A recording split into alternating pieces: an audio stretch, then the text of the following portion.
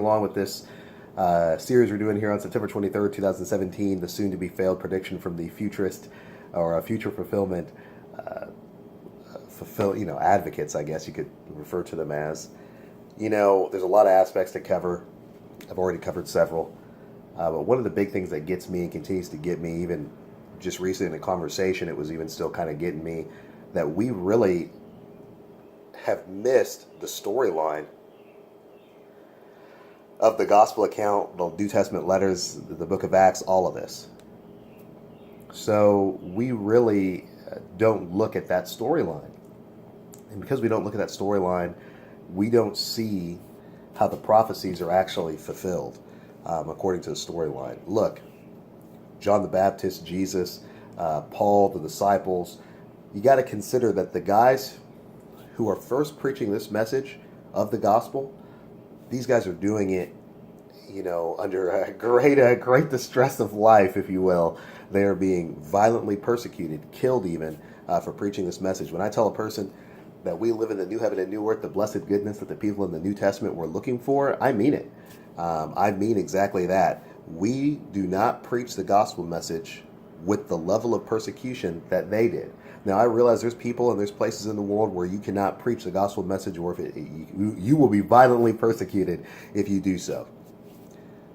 That is not the same situation as being addressed in the text. Inside the text, it is every person. The very birthplace of Christianity, if you will, is it's from Israel, from Jerusalem. It's from the place where there is a large established religion that was in place already. People weren't looking, there's no one looking for a change from a governmental standpoint.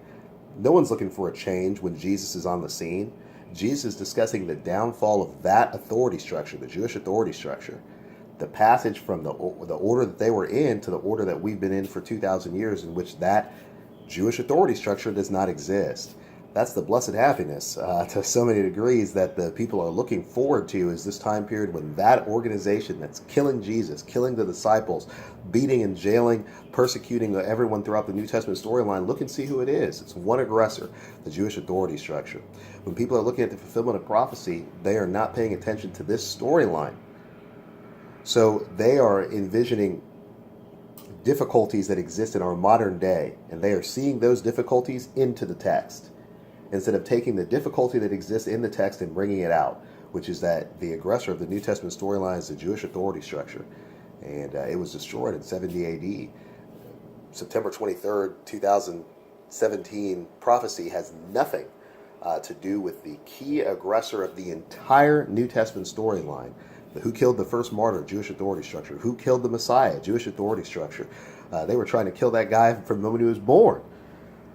These things somehow don't weigh very heavy on us. And we really just don't understand that the fulfillment of biblical prophecy is also taking care of that key problem that existed in that day.